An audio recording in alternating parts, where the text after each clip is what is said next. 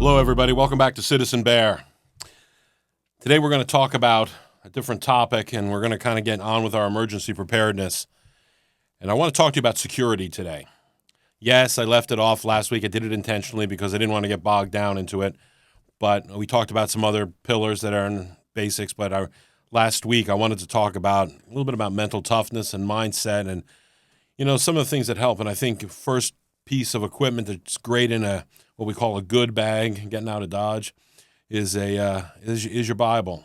Something to read, something that gives you some inspiration, give you a little hope, strengthen your foundation, strengthen your mindset, strengthen your resolve. Good stuff, and we were talking about this.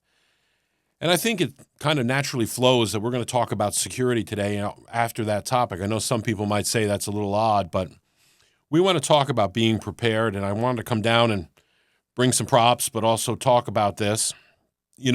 Moving away from the idea of, faith and then going into security might seem like a contradiction or an oxymoron, but it's not. You have to have strength and resolve to walk in both worlds. And if you're going to take care of yourself and your family, you have to be well-founded, and you have to have a strong center core, and you have to have a strong faith and confidence in yourself and wisdom to go with it. So they very much go hand in hand. Anyway, I kind of want to move on here. I know some people kind of poo-poo that, but I think it's very important. So make sure you got your Bible in your good bag, okay?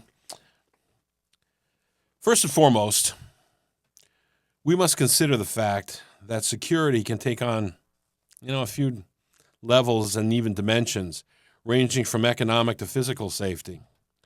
In the end, I believe they all culminate into an overall security program for your family and something to think about. And we've talked about some of the economic things before, and this is a little bit more of the physical security and physical safety, but that's okay. By this, I mean that once you really build up a security program for yourself and your family, it will fundamentally apply to all situations and provide overall security. So in other words, you're kind of building this thing, and it might seem like you've gone too far or too big, too much. But on the other side of the coin, look, I just want a big case of, something bad happening around my house. That's fine. Let me tell you, if you've gone out, bought yourself a 9mm, and you're learning how to use it, and you're taking some classes, I'm proud of you. It's a good first step, okay? No problem. It's a great thing. And you don't have to go further, but you may decide to over time. And I kind of want to open that thought process for some people. Now, I know there are a lot of guys and gals out there who are very, very sophisticated in the shooting sports. They're very sophisticated in emergency preparedness. They're well down the road on this. And I'm not going to tell you anything you don't know. And I'm not going to probably tell you, change your mind. We all have things we do, we don't do. We all have growth room. We all change. But a little food for thought here. If you're one of them, just sit and listen. But for those people who are out there who are beginning this process and really not looking at security, they're looking at putting away MREs and some freeze-dried food and stuff like that, I want you to really think about this. I want you to start listening to what we have to say here and at least get some thoughts in your head, you know what I mean? So that when you start doing some research and start working on this, it'll be a little easier for you. Plant a seed, if you will. I also want to make sure that I tell people that if I mention some of the places and things I've got here, it's just for you to take a first look. You have to do your own research. You have to work on this. And you have to read and study and talk to people, okay? Get good advice. There's a lot of crap out there. A lot of crap. So you need to find quality stuff. So if I give you a reference, I have no affiliation with anybody I'm doing with. I just buy the stuff. I've learned to use it. I run this kit for myself, and I like it. I've built it up. I'll probably change a little bit over time, but I have no affiliation with any of the brands. So they have no affiliation with me. So when we talk about security, what is it we're really, really kind of talking about? Well, out in the internet and, coming from the Oxford Dictionary in kind of simple terms, security is defined as the state of being protected against or safe from danger or threat. And then alternatively, in another level, the state of feeling safe, stable, and free from fear or anxiety. And again, that's the Oxford language is, referenced online. Maybe more to the point, we are looking to protect ourselves, our families, and whatever supplies and shelter we have. In the case, security is no longer obtainable from society, i.e., the government. Imagine that. Sounds crazy, not so much. However, I don't want to preach global collapse here. I'm not trying to push an apocalyptic story here. Having said that, I want to also make the point to you that chance will favor the prepared mind on these things and the prepared person. So having said all that, let's step away from the illusion of society and some of the illusion that's being fed to us right now, the blue pill. And let's take the red pill for a moment. Those who seek to destroy our society have worked hard and tired long on this. And we've come a long way, slipped a long way. And they do it for the favor of an authoritarian global order. And I do believe that many of them have convinced themselves that this will be a better world. Not maybe for them, but not for you, not for me, and not for pretty much anybody else. You know, when I was younger, a lot of people say that they can relate this to the 60s, some of the things we're seeing, and some of the, roughly the 60s, maybe a little bit of the late 50s. You know, I was born in 64. I remember the late 60s. I remember the 70s, certainly. I got to tell you the truth. I think you can do some relating if you want to. You can try to make some comparisons, but this is a totally different situation we're in today. And I want to give you a couple of points on that. First of all, our society is not really standing on the overwhelming economic strength that it once had. Yes, we're very wealthy and we have a lot of momentum, and there's a lot of good in our society, our country. We have a huge GDP and all this other stuff. We are the index currency for the world and all that. However, in those times long ago when I was young, there was a sense of prosperity. There was a sense of new things, and we never really worried about big change. We were trying to change things in the right way. And I think there was some struggle about it, and yes, but it was a good step forward, and it was real social justice, and I think people wanted to take that step. Today, we're not standing on that. We've been depleted. We've been diminished in that regard, and I don't think people feel as good and as secure as they used to. We don't feel like, oh, yes, that story, yeah, they're going to have a riot. It's over. Let's get on. We're going to rebuild. We'll all make money off the riot and get on with it. I mean, there was a different kind of feel. Now there's a sense that, when Walmart burns down, they're going to close it and leave. They're done. I mean, and I don't blame them. The other thing is, I talked about this a little bit,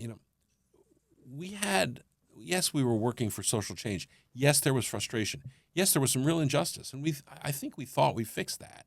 And we took a big quantum leap forward. And, in some cases, I have to say I'm shocked to find out we may not have come as far as I thought we did. But we did come a long ways. And I think a lot of people are capitalizing on that to try to regain that for their political purposes. We didn't have in those days a party, and unfortunately I have to say this, the leadership in the Democratic Party is working very hard at this Marxist movement that overturn our society to the favor of this globalist, socialist kind of movement. In truth, I think it's a hybrid of fascism, but you can take it, you can say it's a hybrid of communism, whatever you like. But it's designed around that in this new global order. But however you cut it, it is a move towards authoritarianism and much bigger government. And we didn't have a party that really worked on that back in the day. There was, the parties disagreed on how to proceed, what the best way to reach our goals was, how to move the ball forward. But today we are truly divided on what the ball is. And so we should be thoughtful about that this is very much an uprising in our country to change the social order of our country.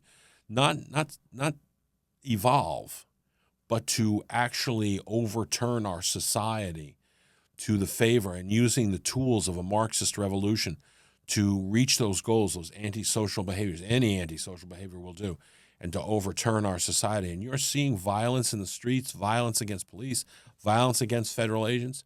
We don't have to like everything that's going on, but on the other side of the coin, are they enforcing the laws? And Maybe we should be more pissed at the people who didn't enforce the laws and caused the problem in the first place.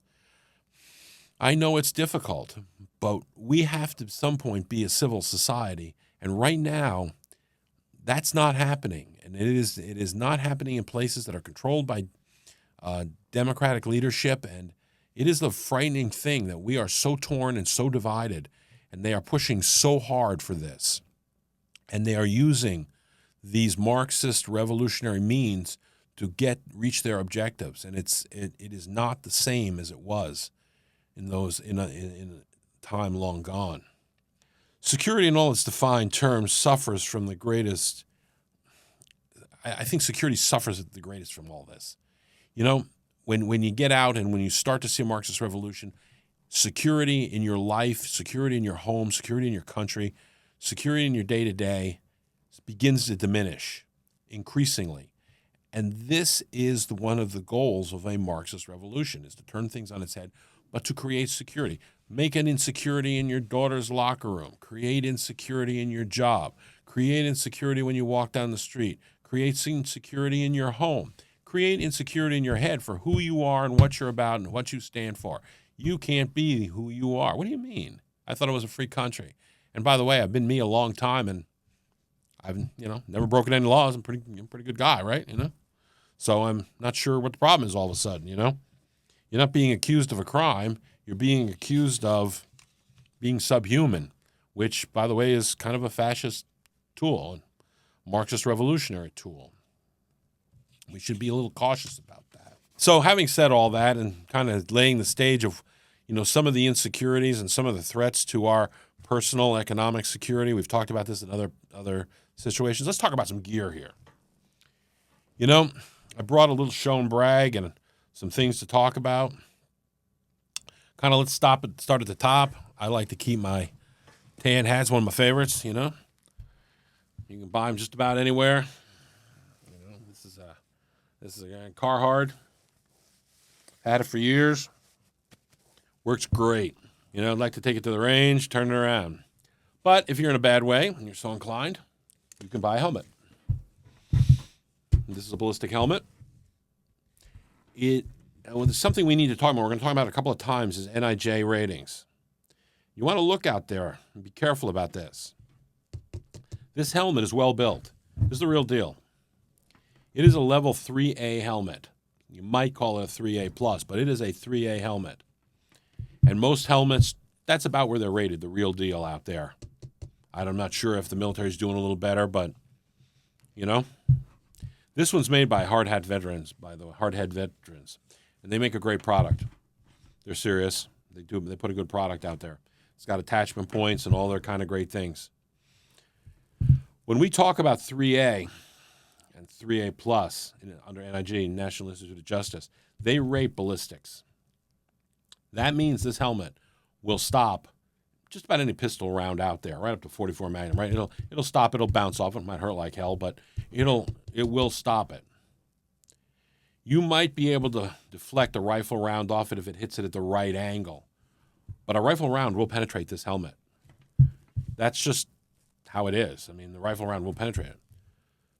If you get a down shot, it'll come right through, and bad people know how to do that. You can get a plate for the front of this, a screw-on here, that will resist rifle rounds. It'll bring it up in that area up to about a 4 level, but it'll only cover for that area. And depending what you're doing, you can do that. Now, I haven't tricked this out with different things like the earmuffs and stuff like that. I don't have night vision on it or anything like that. I probably ought to get some of that stuff put on here at some point, but I have a lot of it. But anyway, that's what you're talking about. You got to be careful out there. There are a lot of people selling stuff out there, and it is crap. We're going to sell you a level 4 helmet, and we're going to get it out. It's probably made in China, and it ain't even close to level 4. I don't even know what they're calling level 4. But you got to look for that NIJ certification, and even some people are out there lying about it. So you got to be careful. If it sounds too good to be true, it probably is. And don't bet your life on some BSer. You got to do some serious homework, and you got to find companies that really make high quality stuff, and you're going to pay a few bucks for it.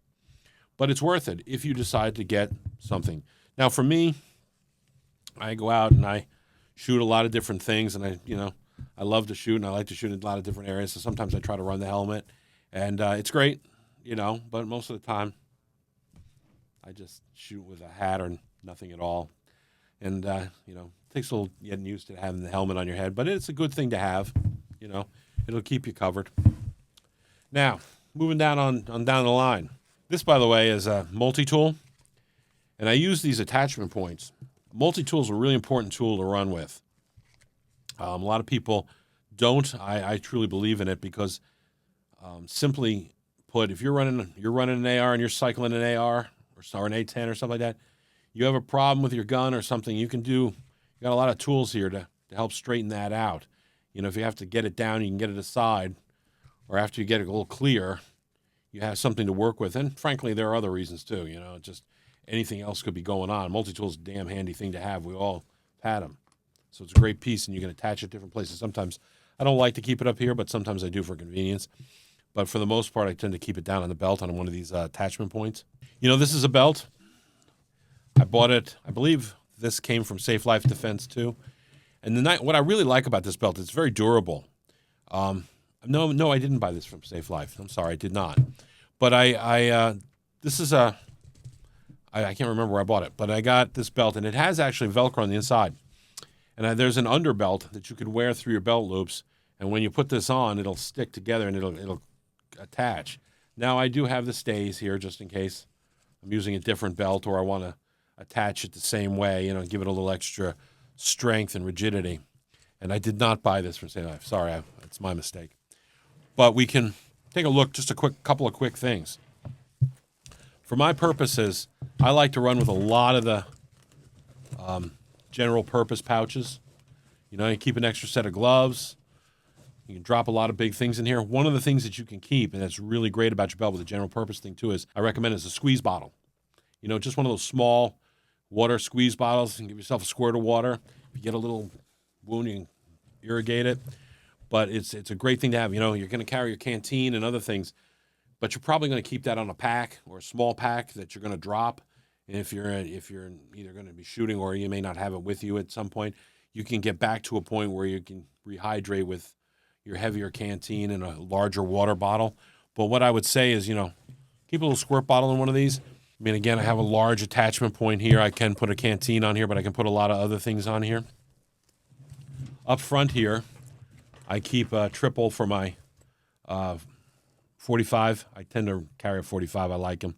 It's my preference. It's an old preference, and when you get to my age, you get to have a preference.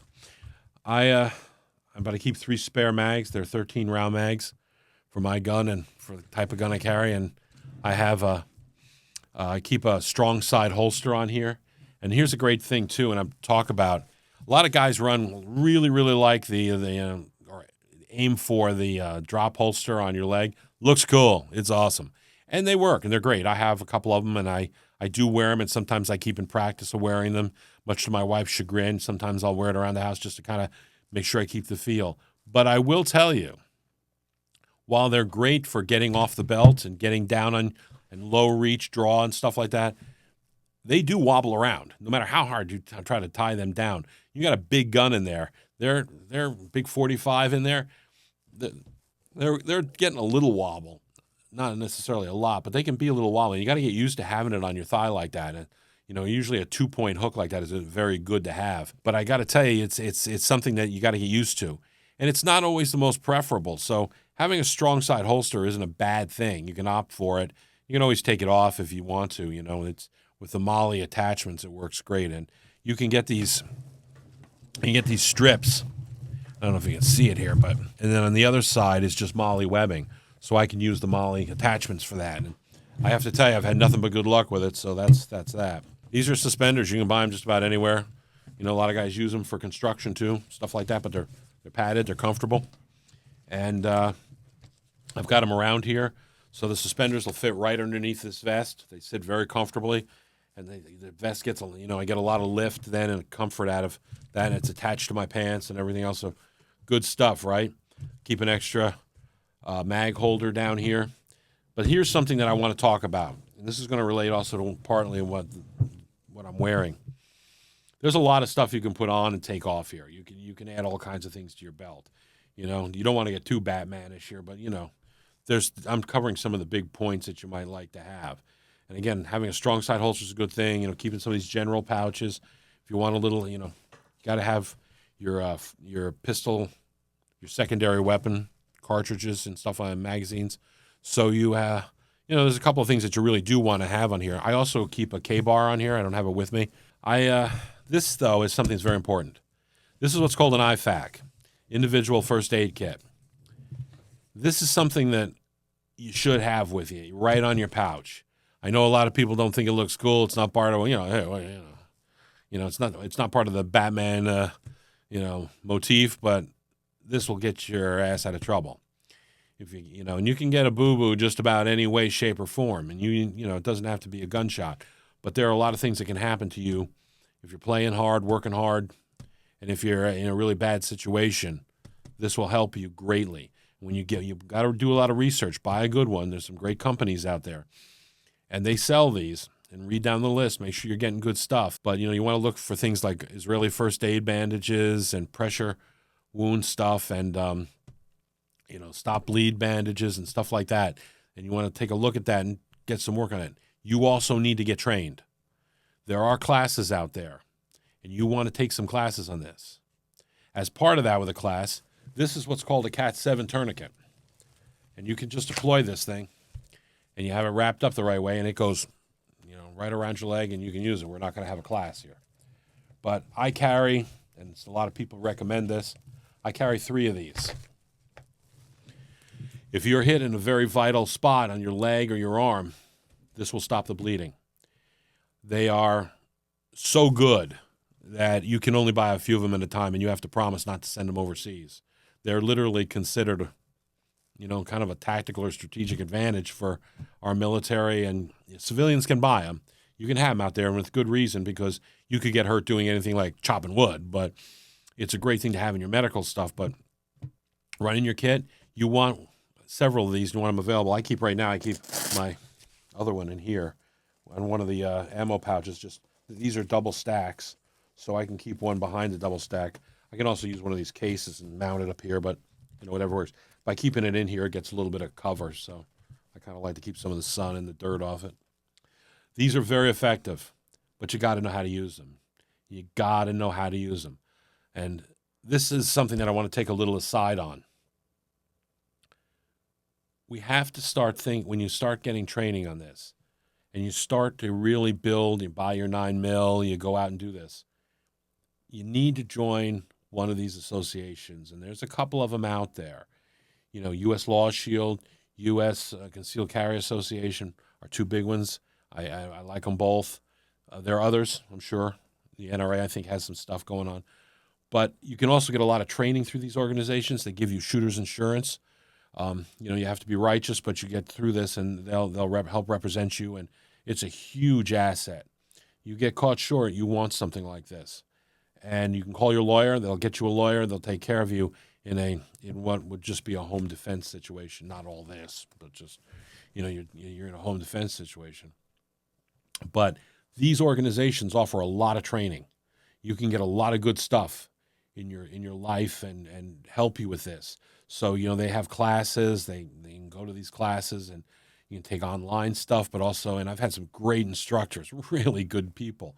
I mean, state trooper paramedics who are, come down even from other states, and they'll come over and do a class for you. And I mean, just phenomenal. I've taken the bleed class with the Cat 7s 2 or 3 times, but and some of the other emergency stuff, learning how to pack a wound, and it will save your life. You could save somebody else's life, but you got to know what you're doing, and you got to be willing to refresh some of this stuff too.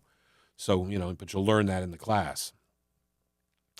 And, you can put a tourniquet on. These tourniquets are great, but, it'll stop the bleed. It'll keep a person alive. Because if you hit a major artery, you can bleed out, and you could be almost dead in about 90 seconds. You will be dead in a matter of a couple of minutes, 3 minutes, 4 minutes. It's that fast. And you will have no ability to regroup. Somewhere's around 90 seconds is where you want to make sure you don't cross that threshold. You might still make it after that, but you want to keep it well below that as quickly as possible. That's why deploying these things. Your body will shoot blood out of the main artery like crazy. So that's it. That is one reason this is so important in keeping them right where you can reach them, multi-handed, multi-use. And this, by the way, these things rip right off. There's just a clip here, and I can just rip this off right off this thing. At least I used to be able to. But anyway, it comes right off. Comes right off the pouch. So you're not fumbling around with the pouch behind you or something. You have to take the whole rig off. Just grab it and rip it off. So that's kind of a run around the belt. You know, you can go around and research belts. Lots of companies have them. I chose this one for this rig because it attaches to the inside belt. One thing you may find that if you're running a belt like this, a regular like clothing belt with a big buckle on it doesn't work so great. You really want something that's smooth underneath, and they have these great Velcro ones anyway you put underneath there. But if you have one that helps attach, it's a nice thing. But go ahead and do a lot of research. Lots of companies offer them, and you can get some of these attachment points out there. And if you're interested, and this is made by a company called Blade Tech, and I really like their products. So something to take a look at. A lot of these pouches you can buy on Amazon or anything. Just get good stuff. Make sure it looks good and it's good webbing and everything else. Now, having said all that, and these, by the way, these are very comfortable. Once you get suspenders on there and you get used to it, it's really quite comfortable. I'm kind of looking at the vest. Now, again, I want to kind of talk about some of this NIJ stuff and getting into this. This is a vest is made by Safe Life Defense. And I love their product, by the way. I can't recommend it enough. They're great people to do business with. And I got to buy my new line of my new inserts for this. But all the attachments are mine. I prefer this way. I like the knife in the center. Some people might give me an attitude on that, but I have to tell you the truth. Being able to deploy a knife quickly, with either hand, is a great thing when you're tied up and you got a rifle and other things going on. You need to be able to get something. You got to cut a string, cut something loose, whatever it is. I don't have to go back and fumble around looking for my K-bar and on my belt somewhere. So I enjoy having that there. This one is D2 steel. It's not an expensive knife, but it's great. You don't have to go crazy to get a great knife today for kind of use like that and durability. Got a skull crusher on the back, good stuff like that. But I also love my K-bar. I've had it for years. I've always had one since I was a kid, and I'm on my second one. I don't know what happened to the first one. My wife, I think, lost it. But anyway, that's a great knife for being out there. There are also bigger blades you may keep on your pack or something like that. And I'm not going to get into all that because we're talking about security stuff here, and we're kind of down in the red pill land here. This is 3A. This is a 3A plus vest.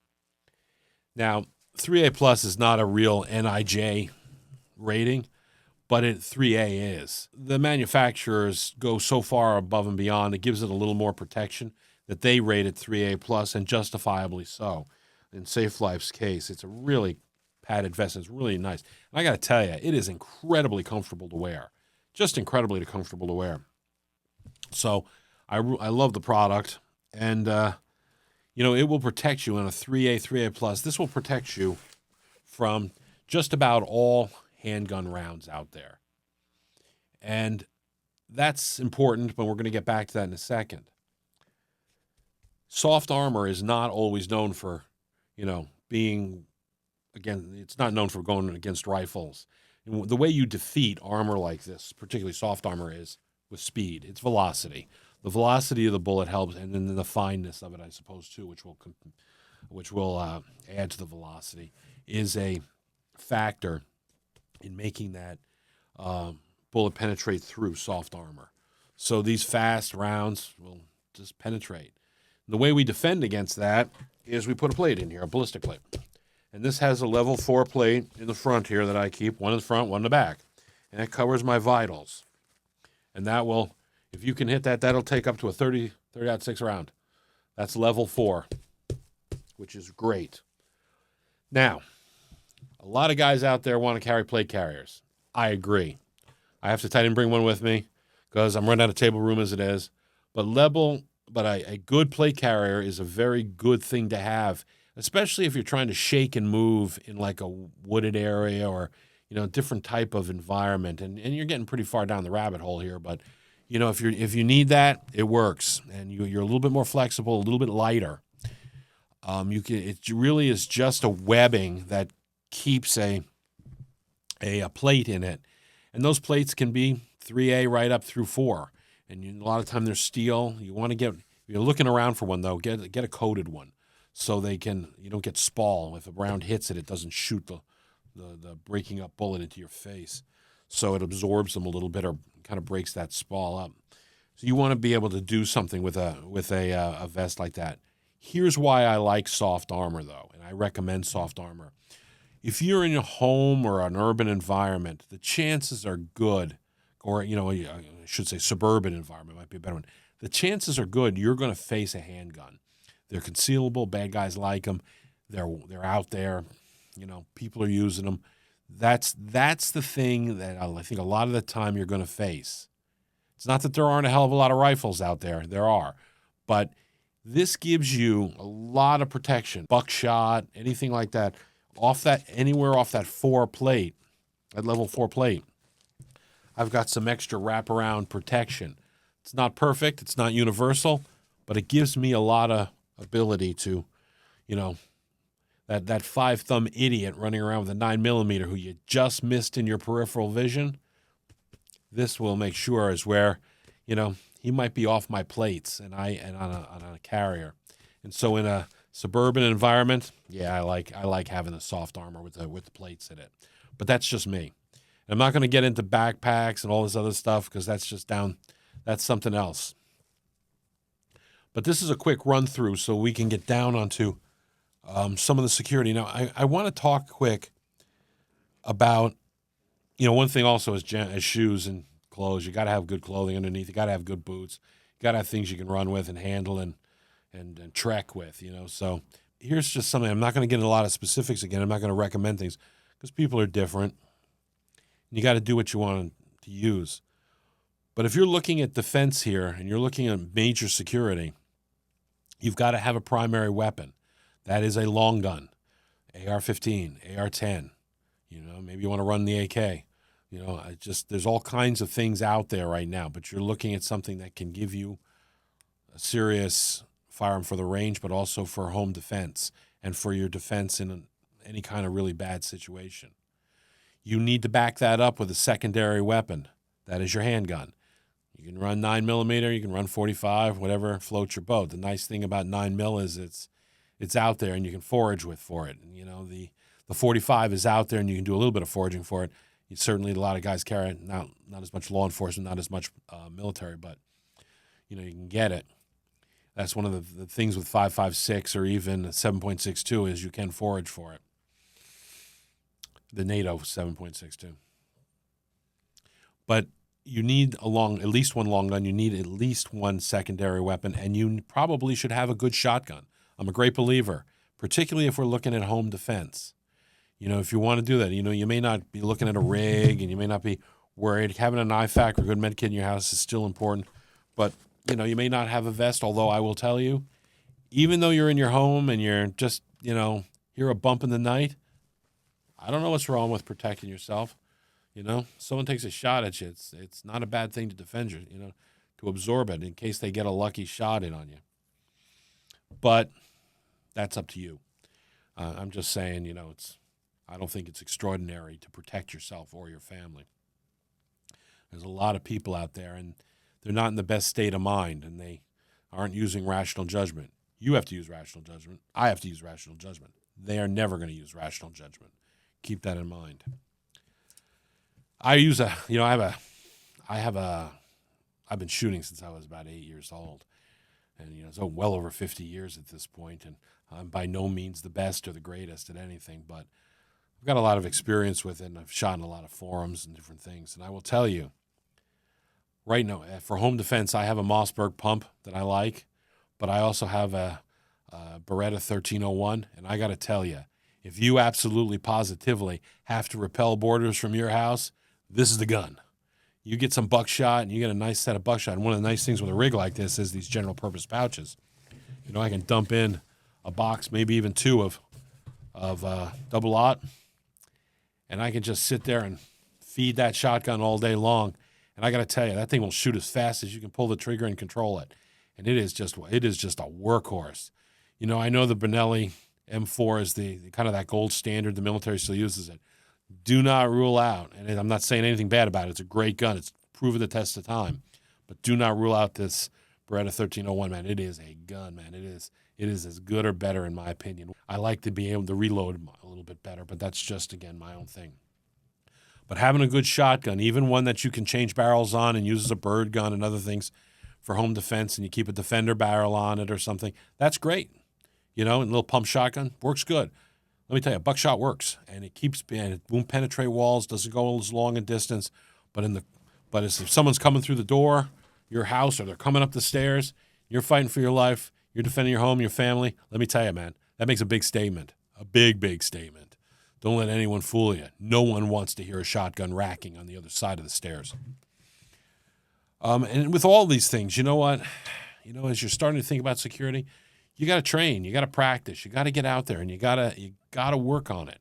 Like I said, I've been doing this for 50 years, and sometimes I do it more, sometimes I do it less, but it's always in me. It's the muscle memory is there, and it's like riding a bike, though. You can get back on at any time, but you gotta practice it to stay with it, and you gotta have that mental mindset for it. You gotta feel it, and have that mental toughness to be out there and to be prepared to take care of your family. And I don't care if it's just, you know, a couple of really drugged out crazies coming into your house to hurt your family and steal whatever they can, or it's someone who we have a somewhat dystopian or a partially dystopian situation in our society in your area, and you want to make sure that you're capable of taking care of things and taking care of business around your house and your family, and maybe even, you know, combining with your neighbors to do that. That's okay too. You can take all of this and mix and match and use as much or as little as you want to. And this is what I mean by when I said earlier about bringing things together, because you're going to be in a situation where you can use this. Welcome back. We just had a quick break there. We had a little wardrobe change. I need to get out. We need to get on with our talk, and I think I want to change the motif because it's an important part of this conversation, because I want to get away from the red pill. I want to get back to the blue pill. Much of what you are looking for in your day-to-day security is contained above. You can mix and match and do what you like. Much of what you will need in real crisis is contained above, but you're going to have to get your head around and learn to run a rig and see how it works for you. Home defense, hell yes. If the vest is there, use it. I already said that before. And if you're in a home invasion scenario, it doesn't hurt to have a little defensive armor. Not at all in today's society. And it's particularly helpful with social collapse. And if you're really looking to spend a buck, don't be afraid to get both the carrier and the soft armor, but that's up to you. We should always hope for the best, though. You know, we can't delve ourselves into always worrying about the worst part. If we're going to make society better, we have to work towards better security and use the means that I've always talked about, you know, the ballot box and the jury box. And hopefully we don't need the cartridge box, but security is about the cartridge box in a lot of ways. It's perfectly reasonable with what's going on in our society and going on in the world that a lot of men and women are they're not of the temperament to deal with all of this. It's not their thing. It's a little scary. You know, they're not aggressive. They're not big, whatever. They're not A personalities. But that doesn't mean you can't be more than capable of defending yourself. You know, this is kind of the concept of two dragons. You know, this lives in all of us. You might be surprised what you can do to defend your home if your back's to the wall and times are really bad. You should give yourself every opportunity to succeed, really. And that's not just putting freeze-dried food away or having, you're not going to be able to hide from it if it gets really bad. You need to really be able to take care of it, because trust me, if you're not a threat and you can't defend your family and you can't defend the freeze-dried food you put away, trust me, if things get really crappy, someone's going to take it from you. Now, that doesn't mean I have always preached community, and I think we should try to be Christian and work on our Christian community and try to help each other. I think that's first and foremost, and I think there's tremendous power in that. But things can devolve, and there are people who are not of that frame of mind. They're of the frame of mind of, I'll take what I need. And you better be able to face that on some level. There's no problem with this. I think we have to come to a reconciliation or acceptance that, and then talk about the two dragons concept, that this is part of our soul. We have this, and it's not a crime. It's not a sin. It is part of who we are. It is how we are founded and the choices we make that it's important, how we use it, and how we carry it in our souls and in our lives, and our actions are important. Some of the things we're facing, you don't have to bow your head or, always be a conformist. We all want to get along, right? We all want to be part of civil society. But on the other side of the coin, we're also talking about, when we're talking about the security and being prepared here, we're also talking about the fact that we're talking about people who are looking to overturn civil society. So you need to be prepared if you end up facing them. And yes, people, places, and things, you can live further away, you can live in a nice area. These all help. But it is not the final. It is not a final solution. It's not the great solution that you're seeking, because it will come to your door sooner or later. Did I get everything I want to talk about there? So, I wanted to change this, and I wanted to be positive here. The fact that many Americans are learning how to handle firearms, or firearms are growing in purchases, and more and more people are learning to use them, and that's a great thing, and I'm proud of them for doing that. And I highly recommend the training. I highly recommend becoming part of, insurance program and a training program too.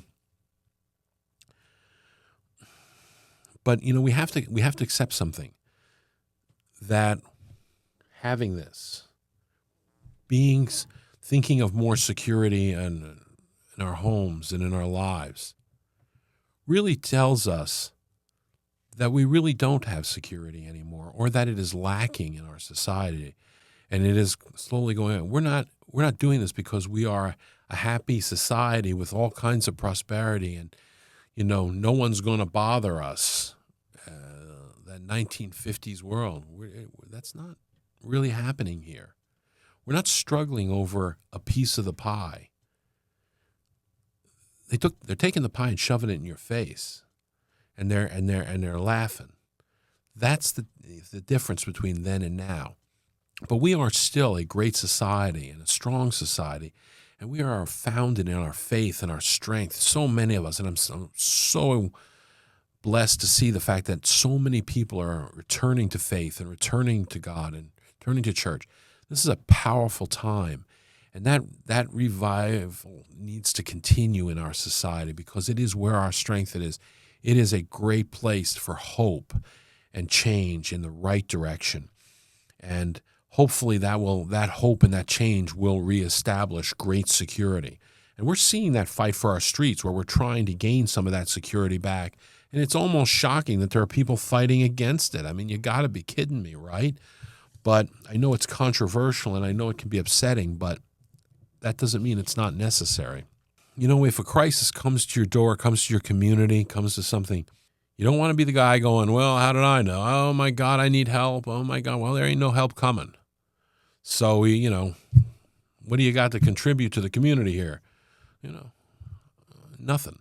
Well, okay, well, we don't want to see your children go hungry, but on the other side of the coin, we're going to find something for you to do, but it's clearly you're not going to help on a lot of these main ideas.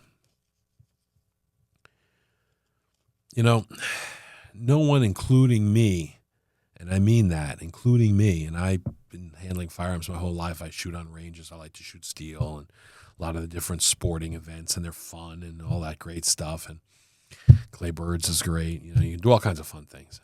I don't. That's just because I have that and have the ability to do this, and it's in my soul. Maybe doesn't mean that I like it necessarily. It doesn't mean that I want it as part of an open part of our society, nor should it be. It's important to work towards our security, but we should all of us, and I mean everyone, should have the right to have security in their homes, in their lives, going to school. And we have to change some of this mindset and some of this dystopian problems and the mental illness issues that we have, and the drugs that we have in our society. We need to fix this. And I have to tell you, if you're not working towards security in your own life, and if you're not working towards security in our nation by supporting as best you can law enforcement and government programs, the laws, trying to be a good person out there, then you're failing at bringing security to your home and to our nation. And I don't like having it out there. And I don't like necessarily, I like doing this stuff and thinking about it. And I go on ranges and have fun, right? But I don't want to have to be like this. I don't wear this stuff in my house for the most part. Like I said, I try a holster out now and then I carry, but I like to go out to dinner. I like to go to things with my wife. I'm getting older. I like to enjoy nice things in my life. I want to walk down the street and not have to carry a gun. I certainly don't want to wear a ballistic vest. These are all things we just want to enjoy our lives. But that takes security in our society. And we all have a vested interest in that. We all have a place in that security. So this was just a start.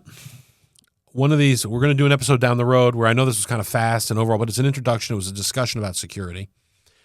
And we're going to do another episode, not next week, but a few weeks down the road, where we're probably going to do a little out of the booth here and kind of do some outside stuff. And then we'll start to pull out a couple of the firearms and we'll talk about some things, unloaded firearms, and talk about some of that. And we could look at some things and maybe even get some other people involved and, really discuss this program and talk about security a little bit more and what you can do in this world, and maybe a little bit more lifestyle, if you will. So be careful, be safe, be good out there, keep your faith. See you next time.